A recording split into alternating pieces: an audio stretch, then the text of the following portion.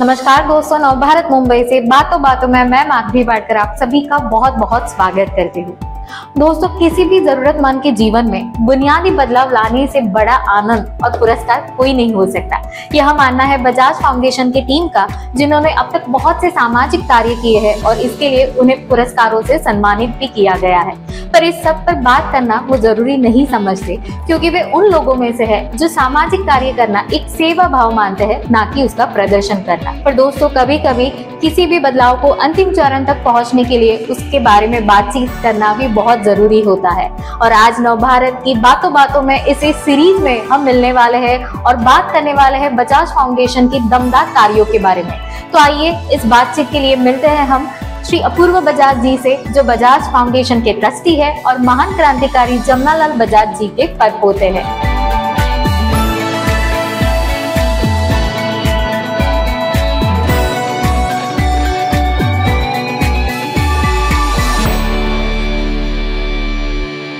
नवभारत की टीम से आपका बहुत बहुत स्वागत है अपूर्व सर। नमस्ते। नमस्ते सर, टाइम नहीं लेती और शुरुआत करती हूँ हमारे आज की बातचीत को। तो I would like to start, मैं शुरुआत करना चाहूँगा एक छोटी सी प्रार्थना के साथ।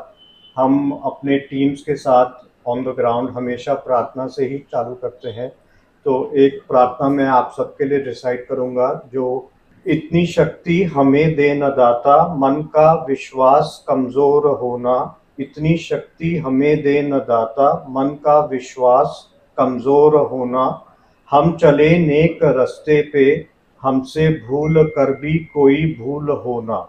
थैंक यू अपूर्व सर, पहले तो क्योंकि ये आपने मुझे याद दिला दी मेरे स्कूल टाइम की, बचपन की, क्योंकि बचपन में स्कूल डेज में हम लोग ये हमेशा ये प्रार्थना करते थे। बट जैसे जैसे हम लोग बड़े होते जाते हैं we forgot everything. But sir, आज भी आपने जैसे बोला कि every day the day start with this prayer. So इसके पीछे कुछ स्पेशल कारण है या कुछ? कारण यही है कि हम इंसान हैं, हमसे गलतियां होती हैं, हमें कमियां हैं, हमें कमजोरियां हैं। तो इट इज़ हमेशा बुद्धिमत्ता का प्रतीक ये है कि हम प्रार्थना से ही हर कार्य शुरुआत करें। बस इतना। बहुत अच्छा लगा सर कि बजाज फाउंडेशन के मेन ट्रस्टी, बट इतने होके भी, इतने बड़े लेवल पे होके भी आप एक प्रार्थना को आज भी मन में बहुत जरूरी मानते हैं और उससे आपके दिन की शुरुआत करते हैं। सर, मैं थोड़ा फ्लैशबैक में जाना चाहूंगी। मैं पूछना चाहूंगी कि बजाज फाउंडेशन की शुरुआत और ये जो CSR एक्टिविटीज है, इसकी शुरुआत किस इनिशिएटिव से यानी किस उद्देश्य के साथ हुई थी? हमारे दो ट्रस्ट है। एक जमनालाल कानीराम बजाज ट्रस्ट, सीकर राजस्थान में, जहां मेरे परदादाजी श्री जमनालाल जी बजाज का बर्थ हुआ और वो 1963 में उसकी स्थापना हुई।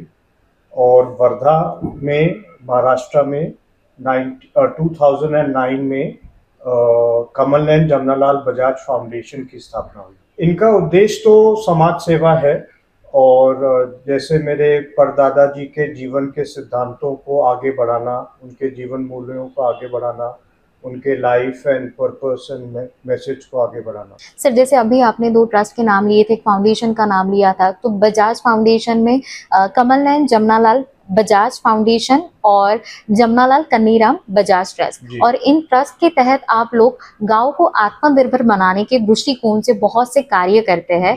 तो उन्हीं में से कुछ मुख्य कार्य आज आप हमारे साथ शेयर करेंगे। हमारा उद्देश्य ग्रामीण विकास, रूरल डेवलपमेंट है। एंड खास करके विदर्भा क्षेत्र महाराष्ट्र का जो किसान आत्महत्या के लिए मशहूर था, नोटोरियस था रादर, उस पर मेरे बड़े भाई श्री कुशाग्र नयन जी बजाज, उनका ध्यान गया और उन्होंने सोचा कि क्यों ना हम इस उद्देश्य को लेके इस पे कार्य करें और आगे बढ़ें। तो हमारा जो मुख्य फोकस रहा है कि किसानों के साथ, काश्तकारों के साथ काम करना और उनके परेशानियों को समझना, उनके समस्याओं को, उनके चैलेंजेस को समझना, उनसे सीखना, उनके साथ ज़मीन पर उतरकर काम करना और साथ में मिलकर समस्याओं के समाधान निकालना। इसी कार्यों के बारे में मैं दर्शकों को बताना चाहूंगी कि पिछले साल नवभारत CSR अवार्ड्स में उप मुख्यमंत्री देवेंद्र फडणवीस जी ने आपके जो वर्धा में जो नदी पुनर्जीवन जो कार्य है, जो काम है, उसकी बहुत बड़ी प्रशंसा की थी। वर्धा में बहुत अच्छा रिवर रिजुविनेशन का कार्य हमने बजाज फाउंडेशन के साथ किया है। हम लोगों ने संभाजी नगर औरंगाबाद में भी काम किया है। यहाँ पर बैठे हुए कई लोगों के साथ हमने काम किया है। मैं आपको फिर से न्योता देता हूं कि आप लोग अगर सरकार के साथ काम करना चाहते हैं या आपके किसी प्रोजेक्ट को स्केल पर ले जाने के लिए सरकार की सहभागिता चाहते हैं तो हम लोग निश्चित रूप से इसके लिए तैयार हैं। तो सर, इस साल कौन से नए ऐसे कार्य आप कर रहे हैं उसी के रिगार्डिंग? जी, एक सबसे बड़ा कार्य रहा है नदी पुनर्जीवन का, जिसमें जो गांव के बीचों बीच जो नदियां और छोटे नाले बहते थे और जो सूख गए थे, मिट्टी भर गया था, उनको वापस हम गांव के लोगों ने ही हमसे सजेस्ट किया, सलाह दी कि उनको वापस जिंदा किया जाए। तो हमने प्रयास किए कि उन नदियों से मिट्टी खोदने का, उनको लंबा करने का, चौड़ा करने का, गहरा करने का। और जैसे आपने जिक्र किया कि यशोदा प्रोजेक्ट में हमने ये कार्य शुरुआत किए महाराष्ट्र सरकार के साथ। तो अभी लेटेस्ट प्रोजेक्ट में Ashti Arvi river revival project 1700 kilometre का शुरू हुआ है, जिसमें फर्स्ट फेज में 215 किलोमीटर का टारगेट है, जिसमें से 80 किलोमीटर ऑलरेडी हो चुका है। पर सर, कुछ चैलेंजेस आपको फेस करने पड़े इस सभी के लिए? आई थिंक स्वीकृति ज़्यादा आ रही है लोगों की इस एक्टिविटी को, इस कार्यक्रम को आगे बढ़ाने, और चैलेंजेस कम हो रहे हैं। लोगों का मन आकर्षित हो रहा है विकास के प्रति, लोगों के लाइवलीहुड भी बढ़ रही है। जहाँ पहले सुसाइड जिला था, आज लोग लाखों में 1 लाख, 2 लाख, 4 लाख, 8 लाख भी कमा रहे हैं एकड़ में से हमारे प्रयासों के साथ। तो लोगों में एक उत्साह आ रहा है, एक हर्ष और उल्लास का माहौल फैल रहा है। फार्मर जो है उन्हें इस कार्य का, इस जो काम हुआ है, इसका कौन सा बेनिफिट उन्हें मिला है इसके वजह से? जी, इस साल का नया प्रोजेक्ट है 1700 किलोमीटर का Ashti Arvi river rejuvenation project. उसमें से पहले फेज में 215 किलोमीटर का टारगेट है, जिसमें से 80 किलोमीटर कंप्लीट हो चुका है। अभी घोर वर्षा में भी हमारी टीम लग के बैम्बू प्लांटेशन नदी के दोनों किनारों पे कर रही थी, और इसका सबसे बड़ा प्रभाव या इम्पैक्ट किसानों के लिए, काश्तकारों के लिए ये है कि एक तो जो खेतों में फ्लडिंग होती है दोनों तरफ, वो रुक जाता है, हमारा ग्राउंड वाटर टेबल रिचार्ज होता है, और सिंचाई के लिए पानी अवेलेबल हो जाता है। बजाज फाउंडेशन ने बहुत से सामाजिक कार्य किए हैं, ना कि सिर्फ जल संरक्षण सामाजिक कार्य, बट उसी के साथ महिला सशक्तिकरण हो या एजुकेशन क्षेत्र में, या बच्चों के लिए इंफ्रास्ट्रक्चर बनाना हो, गांव को आत्मनिर्भर बनाना हो, आदि कार्यों के बारे में आप क्या प्रतिक्रिया देंगे सर? जी, 2 विशेष कार्यक्रम जिससे बजाज फाउंडेशन जुड़ा हुआ है। एक हमने प्रेरणा और सीख ली है पद्मश्री श्री सुभाष जी पालेकर जी से, जिन्होंने पहले जीरो बजट प्राकृतिक खेती के नाम से प्रसिद्ध था, फिर सुभाष पालेकर प्राकृतिक खेती के नाम से प्रसिद्ध था, और आज सुभाष पालेकर कृषि के नाम से प्रसिद्ध है। तो उन्होंने हमें जैसे कि जीवामृत, घन जीवामृत, वाफसा, आच्छादान, ऐसे सिद्धांतों से हमें वाकिफ कराया, जिस पर खेती गरीब से गरीब किसान कर पाए, जिसको बाजार पर निर्भर न होके, चाहे वो बीज है, खाद है, दवाई है, बल्कि जो अपने खेत में हमारे देसी गाय, देसी बीज और देसी पौधों से, और जैसे कि हमारे धरती के नीचे जो देसी केचुए हैं और जीव जंतु हैं, जिनसे प्रकृति की साइकिल चलती है स्वाभाविक रूप से। उन्होंने जंगल में जाके शोध किया था 30 साल पहले कि जंगल में फल और पेड़ों पर कैसे लगते हैं बिना किसी मैन मेड इंटरवेंशन के, बिना किसी आदमी के नर्चरिंग से, तब भी जंगलों में फल लगते हैं, तो कैसे लगते हैं।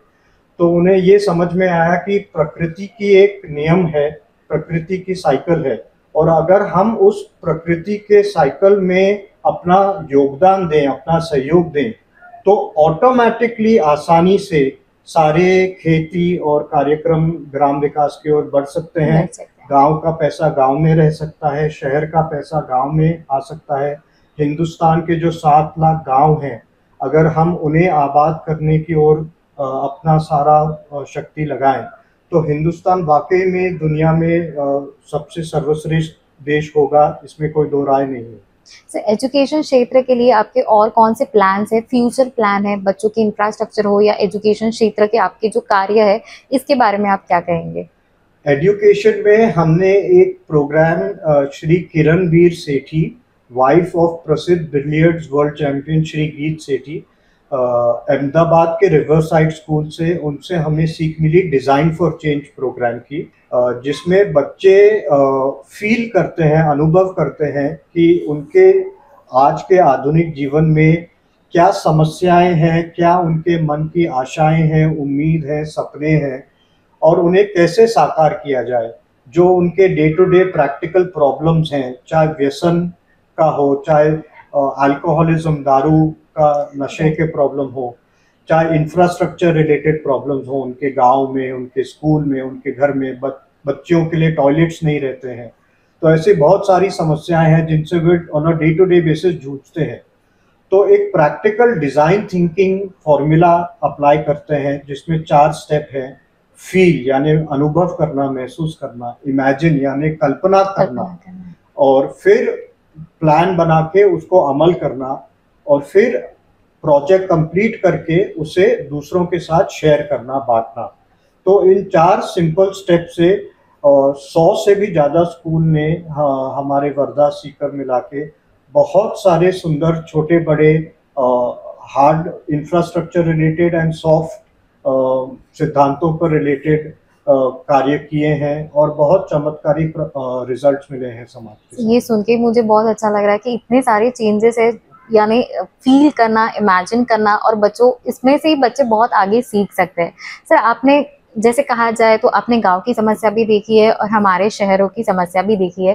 क्या कहना चाहेंगे कि गांव की लाइफ कैसी है और हमारे शहर के जो लोग हैं आजकल, जो छोटी छोटी बात पे नर्वस हो जाते हैं, डिप्रेशन, एंजाइटी, इसके शिकार हो जाते हैं, तो कुछ मैसेज इन शहर के लोगों को आप देना चाहेंगे? जो अगर हम भारतवासी खास करके जो बड़े महानगरों में रहते हैं, अगर हम पश्चिमी देशों से प्रेरणा जरूर लें, शिक्षा जरूर लें, आकर्षित भी जरूर हो, क्योंकि वहाँ से भी सीखने को बहुत कुछ है, लेकिन उसके साथ साथ अगर हम अपने रूरल इंडिया, अपने गांव के ओर भी जाएंगे, पर्यटन करेंगे, रूरल टूरिज्म को बढ़ावा देंगे और गांव से जुड़ेंगे छोटे बड़े रूप में, भले एज अ टूरिस्ट या अपना योगदान, अपनी भूमिका ग्राम विकास के ओर निभाने के लिए, तो जरूर मन में एक शांति बनेगी, एक सेटिस्फैक्शन आएगा, एक पर्पस मिलेगा जीवन के लिए, और एक लंबी आयु से परमात्मा हमें आशीर्वाद देंगे।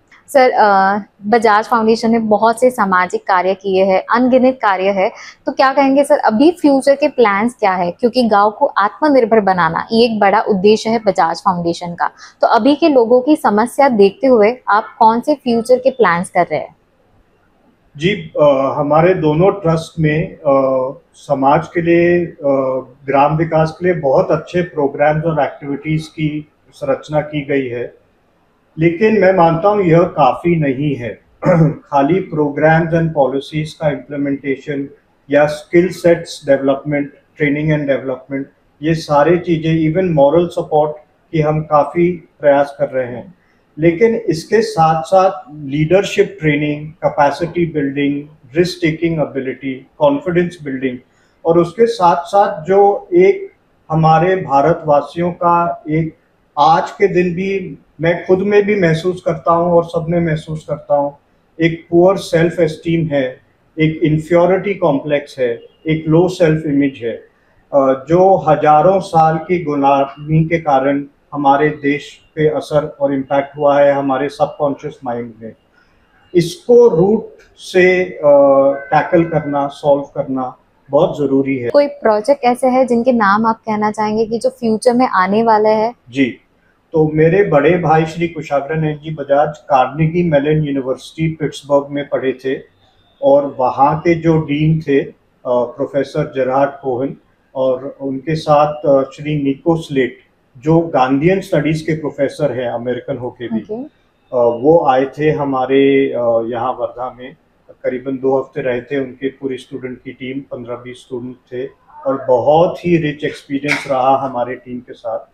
तो मैं पिछले हफ्ते ही प्रोफेसर निको से बात किया हूँ कि वो जो पार्टनरशिप एक बनी थी उसको हम आगे कंटिन्यू करना चाह रहे हैं। और मैंने उनसे ये भी निवेदन किया कि केवल आपके स्टूडेंट्स यहाँ आके हमारे गांव के लोगों को प्रशिक्षण न दें, बल्कि एक ऐसा भी ब्रिज क्रिएट करें, एक ऐसा भी माध्यम क्रिएट करें कि हमारे टीम मेंबर्स, हमारे कम्युनिटी के लोग क्यों ना अमेरिका आए, आपके यूनिवर्सिटी आए, हमारे अनुभव वहाँ तक शेयर करें।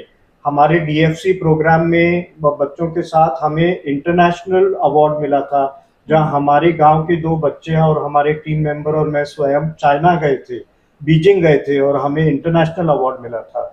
तो ऐसे अपॉर्चुनिटीज हम और चाहते हैं हमारे समाज के लिए, हमारे गांव के लोगों के। बहुत बहुत शुभकामनाएं नवभारत की टीम से आपकी ऐसी और कार्यों के लिए। Thank you sir. धन्यवाद। तो दोस्तों मिलते रहेंगे ऐसे ही और मुलाकातों के साथ। तब तक के लिए मैं माधवी वाडकर, नवभारत मुंबई से कैमरामैन संकेत के साथ। धन्यवाद।